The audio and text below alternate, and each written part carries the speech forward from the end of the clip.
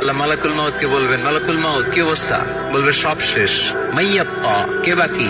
মালাকুল মাউত বলবে জিনেরা বাকি, যাদেরকে দেখা যায় না। আল্লাহ বলবেন জিনদেরকেও শেষ করে ফেলো, রুহু কবজ করো। মালাকুল মাউত আজরাইল জিনদের রুহু কবজ করবে। আল্লাহ এবার জিজ্ঞেস করবে, ইয়া মালাকাল মাউত আখবিরনি মাইয়াব্বা, এবার বলো আর কে বাকি? মালাকুল মাউত বলবে, আল্লাহ মানুষগুলো সব শেষ, জিনগুলাও শেষ, এবার বাকি ইবলিস শয়তান। কে বাকি?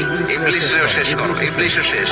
আল্লাহ আবার জিজ্ঞেস করবেন, ইয়া মালাকাল মাউত মাইয়াব্বা, আর কে বেঁচে আছে বলো? মালাকুল মাউত বলবে, আল্লাহ আপনার কথা অনুযায়ী পৃথিবীর সব মানুষের রূহ কবজ করলাম, সব জিনদের রূহ কবজ করলাম, ইবলিসের রূহ কবজ করলাম, এখন আছে শুধু ফেরেশতা। আছে কারা? যাও ফেরেশতাদের রূহ কবজ করো, ফেরেশতাদের রূহ কবজ হয়ে যাবে। এবার আল্লাহ জিজ্ঞেস করবেন, ইয়া মালাকাল মাউত আখবিরনি মাইয়াব্বা।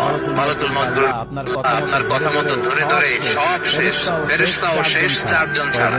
কয়জন ছাড়া? জোরে বলেন, কয়জন ছাড়া? ইসরাফিল, জিবরাইল, মিকাইল,